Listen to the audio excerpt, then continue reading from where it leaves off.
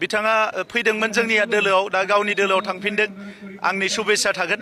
राजनितियाव थाबानो जाबाय जाय जेराव थायो हारिनि मोजां मावबानो जाबाय आं बेखौनो हास्थायो बेबायदिथ' जेबो नङा बिथाङा फैदोंमोन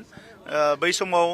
बिपिएफआ माखासे बाथ्रा बुंदों दिनै जोंनि दोलोनिफ्राय ओंखारलांगोन जोंनिबो सोरबा दोलोनि मानसिफ्रा मोजां गाज्रि बायदिसिना बाथ्रा बुंगोन नाथाय दैदेनगिरिफ्रा जेरावनो थाया मानो हारिनि मोजां खामानि मावनायखौ आं लुबैयो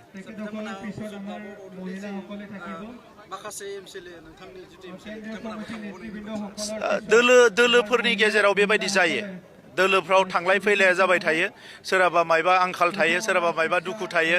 बयनिबो सिन्ताधाराया जुदा जुदा दा नंखायनो गोसो गोरोबनाय मानसिफोरजोंसो दोलोआ जायो नंखायनो जोंनि दोलोआव जोंनि नीति जोंनि आदर्श जोंनि इयुन थांखि जोंनि हाबा मावनाय आरो रायजो राजाफोरनि फारसे जोंनि मावनाय दांनायखौ जाय बुजियो बिसोर थागोन जोंनि गोसोखौ जाय बुजियो बिसोर थागोन जाय बुजिया बिसोर थांगोन थांलाय फैलाया जाबाय थाखायो बिपिएफनिफ्रायबो गोबां ओंखारलांदोंमोन आगोलाव दा जोंनिफ्रायबो थांनो हानाय सरकार गैया होननानै आरो फैफिनलायगोन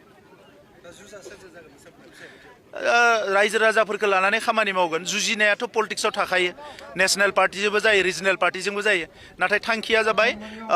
35 लाख रायजो राजाफोरखौ लानानै राजखान्थि खालामनाय आरो बिसोरखौ जौगाहोनांगौ गोजोन गायसननांगौ माहारिनि जि खामानिफोर थालांबाय बेखौ मावनांगौ एकर्ड इमप्लिमेन्टनिफ्राय लानानै गोबां खामानि